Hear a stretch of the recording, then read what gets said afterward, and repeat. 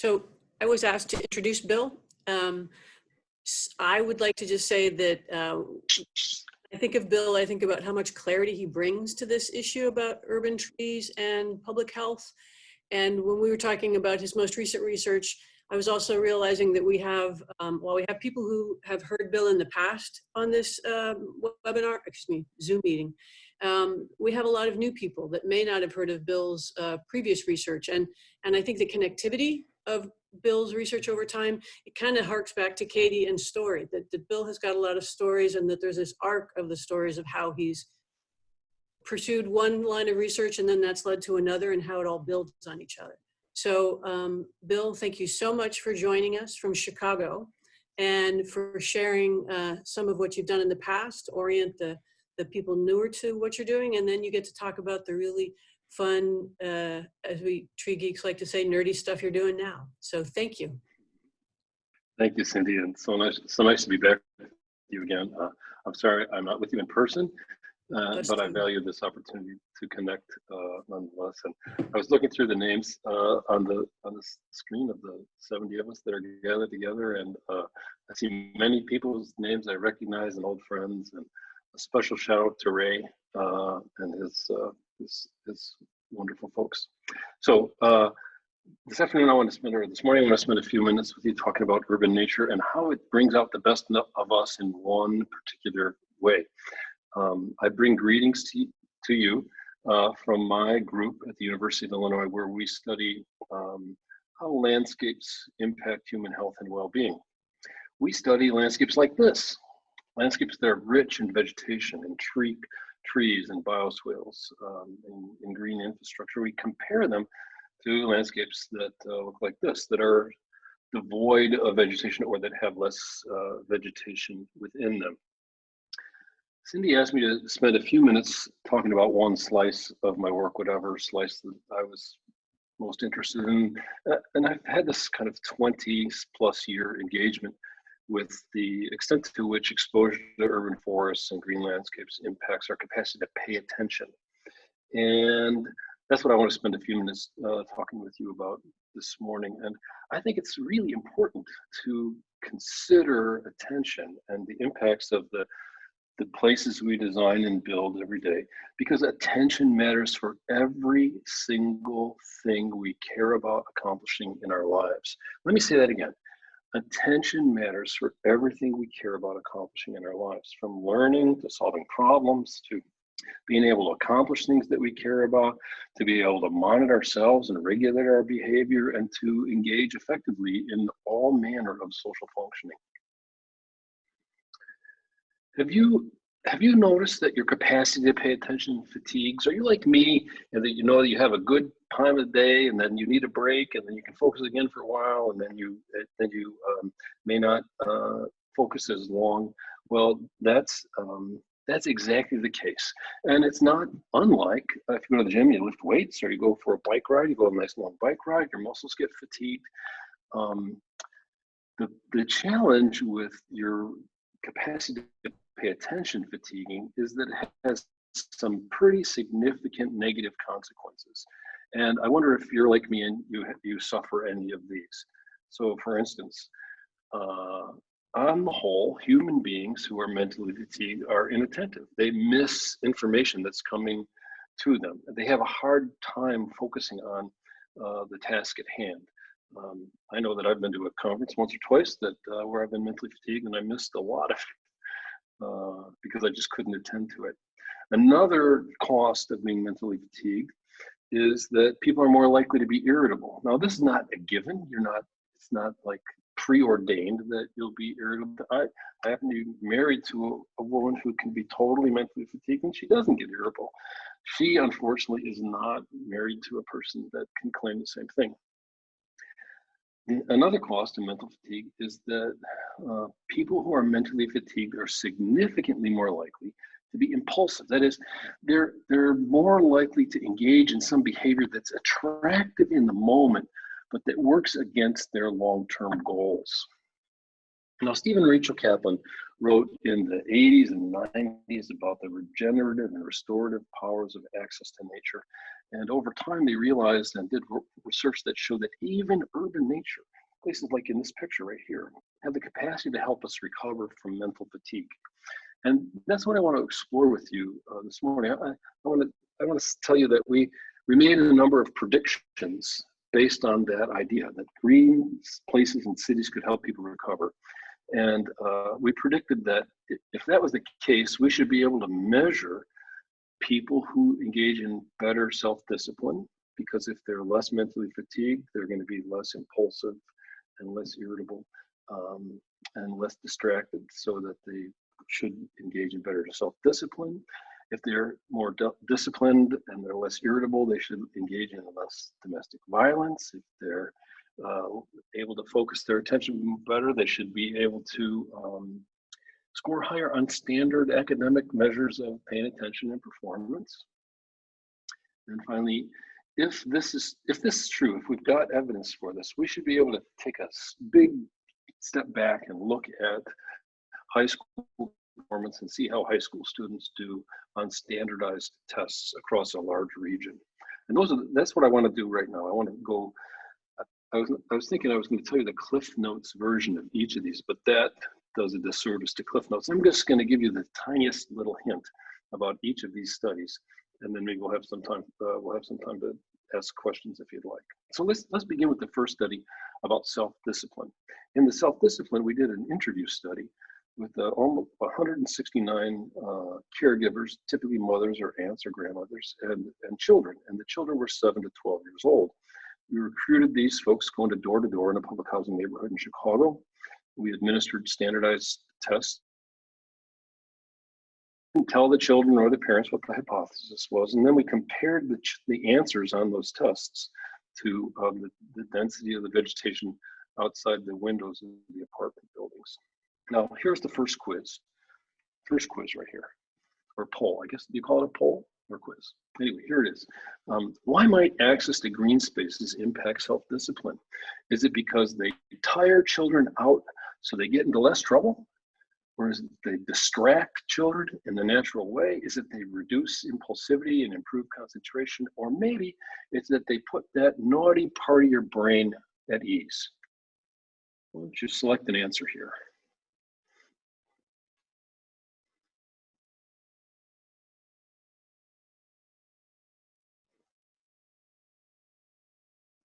I don't know how to submit.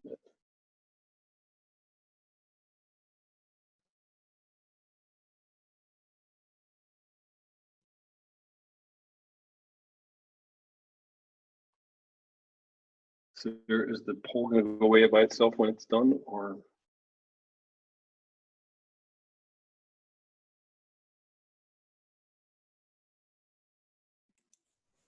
Does anybody know?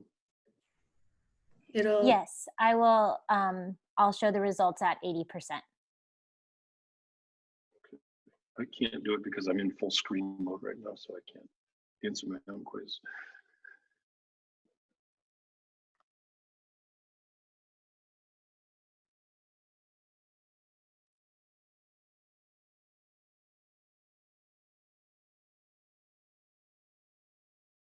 You guys are so good.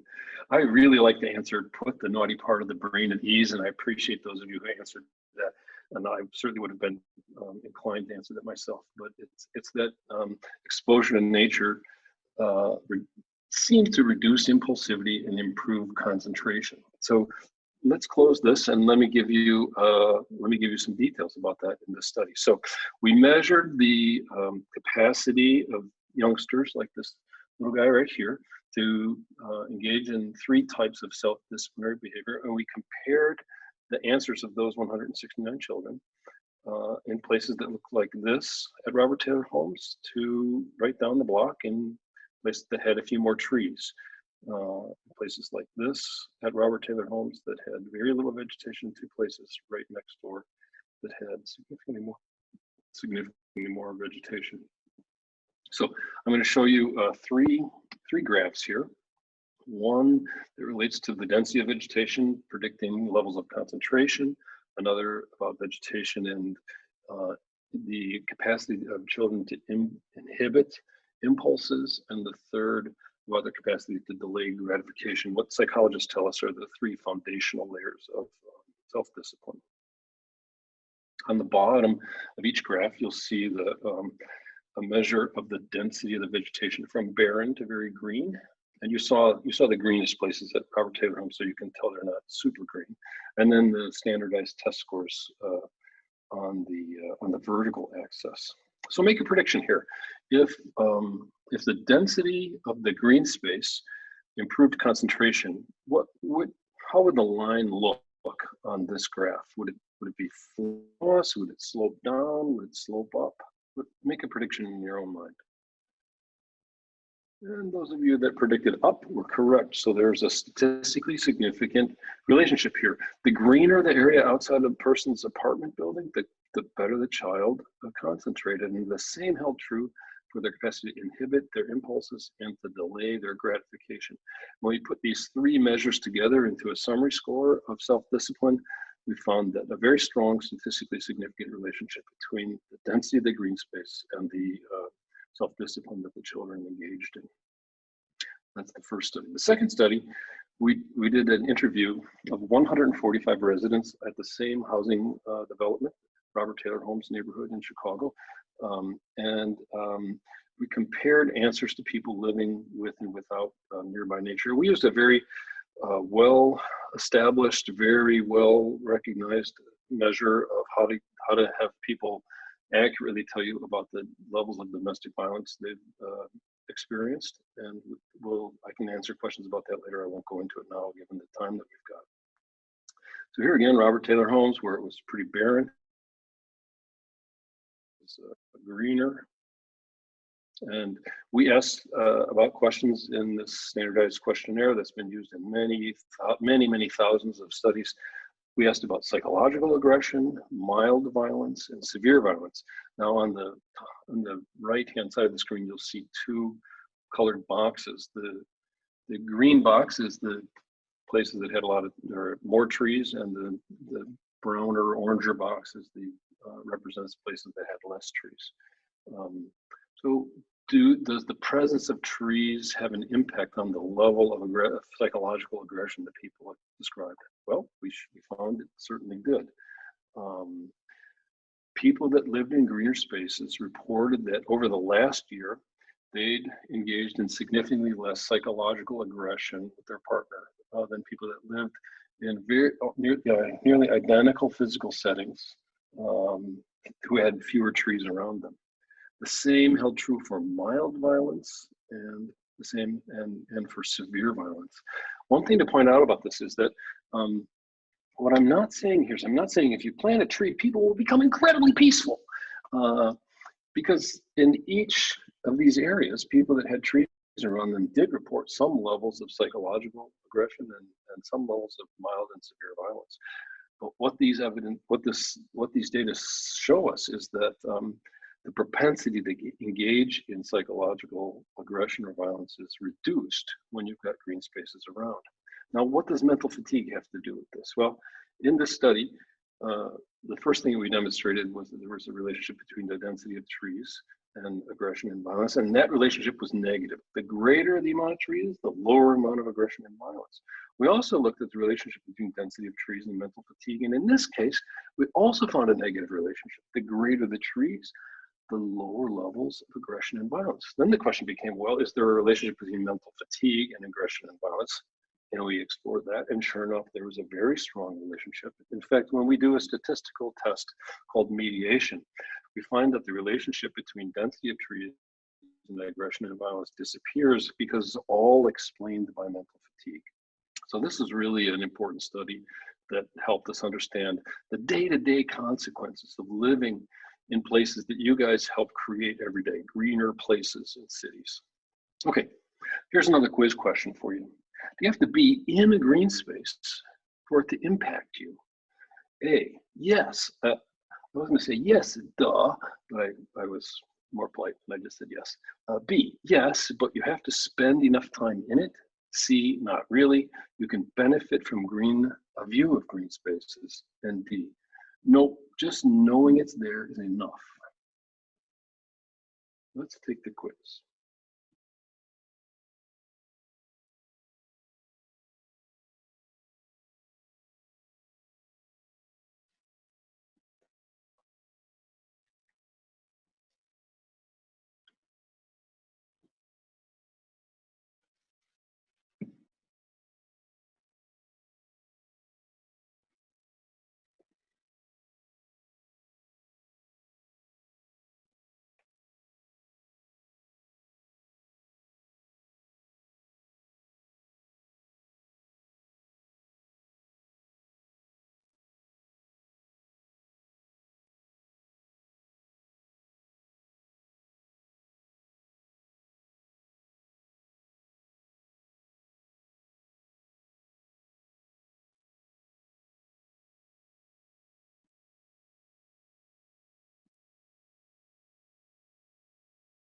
Okay, and the answers are yes. Not really. You can benefit from a view of green space, and that's exactly true. Um, that's exactly right. Actually, we wondered about the last answer. No, just knowing it's there is enough. So let's close this, please. And that led us to the next study. We did a study that looked at high school students and their capacity to score well on tests of attention based on the kind of classroom that they're assigned to. We did this study in 5 high schools in Illinois, and in each of these high schools, we found classrooms that had no windows, windows that looked out onto a built space that showed no green, and windows that looked out into a built space that showed green. So in each high school, we had a green space around the school, but spaces within the school with windows that didn't show that green space or no windows at all. So here's an example from one school, and here's an example from a second school. We did 5 schools like this, and we brought students in during the summer, one at a time, and we randomly assigned them to one of these classrooms. And then we were incredibly awful and mean to them and gave them horrible assignments to make them mentally fatigued. And then we gave them a 10-minute break in the classroom that they were assigned to. And then after the break, we tested their capacity to pay attention again. And I'm going to tell you now what the findings were. We're going to look at the scores that they scored on the attention test immediately after they got done with the hard academic work. Then we gave them a 10-minute break and we tested their attention again. The first one is for a standard test called Digits Forward. And we'll look at each of the 3 classrooms. So in the first classroom, the no window classroom, there was no change in capacity to pay attention after the 10-minute break. And the same was true with the barren window view. In other words, after a 10-minute break, there was no capacity, no restoration of their capacity to pay attention. But for the kids who were randomly assigned to the window classroom that looked out onto a green view, they had a statistically significant increase, a 13% increase in their capacity to pay attention. And then we did the test with another standard test called Digits Bend Backwards, and we got a very similar result there. The green classrooms had a significant impact on attentional functioning. And then we did another test called the Stroop color word test. You only do this test once in a study because it suffers from learning effects. And you count the number of errors that people make. And the students assigned to the no window classrooms made about 2.5 errors in this test. The students in the barren condition made about 1.8 errors, and the students in the green classroom made not even 0.3 errors on average. In other words, nearly 10 times fewer errors than the children assigned to the no window condition. So this made us wonder, gosh, if that happens on an individual basis, can you measure this at a larger scale? So we did a study, and this is the last one I'll talk about, of 624 high schools in the state of Illinois. You can see them on the left here, each dot, and they're in every single county in the state. We located each of these and digitally, and we put a digital pin in the center of the high school. Now I'm going to zoom out from this high school here. And in this high school, we've got a digital pin, and then we drew a circle with the center point of the pin in the middle of the high school as the center. We drew a circle out with a radius of 1/4 mile, and then 1/2 mile, and 1 mile, 2 miles, and 3 miles. And we used satellite data to measure the density of the vegetation within each of those radii. So at 1/4 mile, it was only within the 1/4 mile. At 1/2 mile, it was both in the 1/4 mile and the 1/2 mile. And the 1 mile, the same thing, and so forth. So here's what we did. We looked to see if there was a relationship between standard outcomes that are associated with high school performance. So for instance, score on the ATC score. So we looked at the relationship between the percent canopy cover within the radius and the ACT score. I'm going to show you the result of that analysis at the 1 mile radius. So here you see that an increase, if you double the percentage of the tree canopy, a doubling in the percentage of the tree canopy was associated with a doubling in the percentage of ACT scores in Illinois. Isn't that amazing? Now, let me just show you that we did this, like I said, at these 5 different, or 4 different, 1, 2, 3, 4, 5 different radii, from a quarter mile to 3 miles, and we looked at the impact of the tree density on ACT scores, the standardized test scores, the college readiness rating that each school is required to report, freshman on track, and 4-year graduation rates. And I'll show you the results for each of those. So for the ACT score, we found that at every distance that we looked at, the density of the vegetation was a predictive factor, even after we held constant all kinds of things that we know are associated with ACT scores, like age of school, distance of travel to school, socioeconomic status, and whatnot. For college readiness, although there were hints of a relationship at every level, only the 1 mile buffer rating was statistically significant. Freshman on track was significant at 4 of the 5 buffers, and we had no relationship for 4-year graduation rate. I'm not sure why that was. Maybe that there's just very little variation in graduation rates across high schools. We're not sure. Okay, so at the beginning of this presentation, I told you we made these 4 predictions. That because mental fatigue has really important consequences, a cost to us, that we're distractible, we're inattentive, we're more likely to be irritable, we're more likely to be impulsive, that we had these 4 predictions, that we could see that areas that had greener landscapes, we'd see better self-discipline, less domestic violence, better academic performance on standardized tests, and better high school performance overall. And sure enough, we found that in each of these categories. So let me leave you with this final slide and reflect for a minute on the important work that you do in the world. When I think about the work that California Relief and the people that you've assembled around you and the partners that you have do, my heart goes out to you with incredible appreciation. Not only do you work to sequester carbon and fight climate change, not only do you work to reduce the urban heat island effect and create cleaner, fresher air for people that live in cities, but you also help create a context in which we can recover from the mental fatigue that's a part of every single life that we live today in urban America. And for that, I want to say how much I appreciate your good work and value it. And I think all of us across the world owe you our gratitude for the good work you're doing. Thanks so much, and I'll be happy to answer any questions if we have any time left.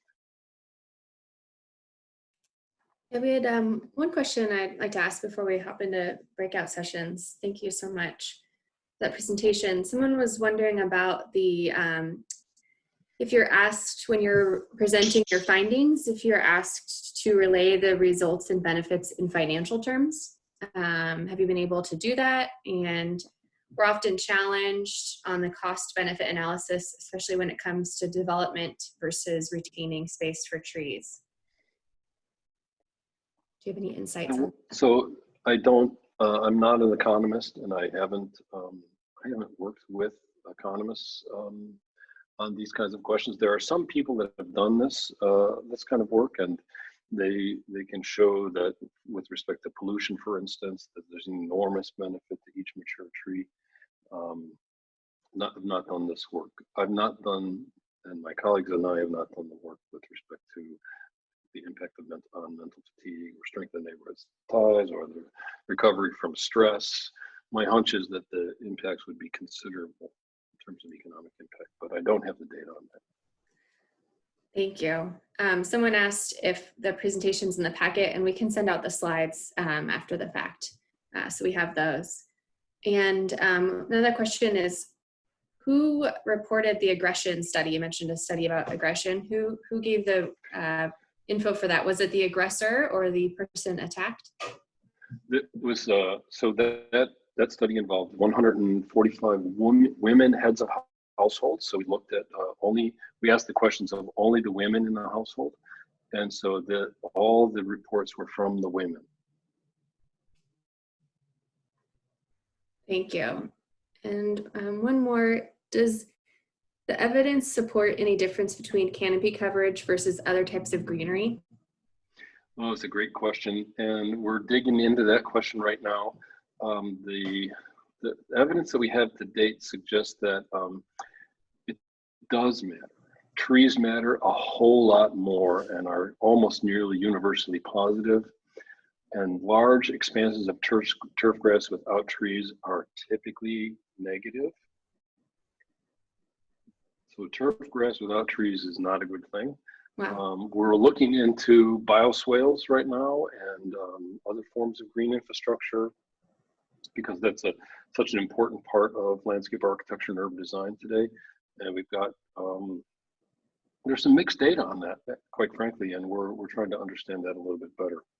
We think that some people see the messiness of perennial plants or grasses as a negative, and we think that other people may worry that that a bioswale may harbor creatures that they don't want near them. So we're trying to explore that a little bit, and maybe I'll be invited back at some point, and I'll be able to give you some evidence about that. That sounds great. We'd love that. We have a few more questions, but we need to move into a breakout session. So we'll try and get those answered with you offline and maybe send out some more answers to everyone. So now we'll be doing sessions, everyone, to discuss in smaller groups what you all learned about. So that's those breakout sessions we talked about earlier. You'll have about 20 minutes to talk, and Eva is gonna send us into those. Oh, and there's gonna be questions. Marla is gonna put them in the chat, and Eva is gonna broadcast them into your group, so you can look in either of those places for the discussion questions. Thanks so much, Bill. Thank you.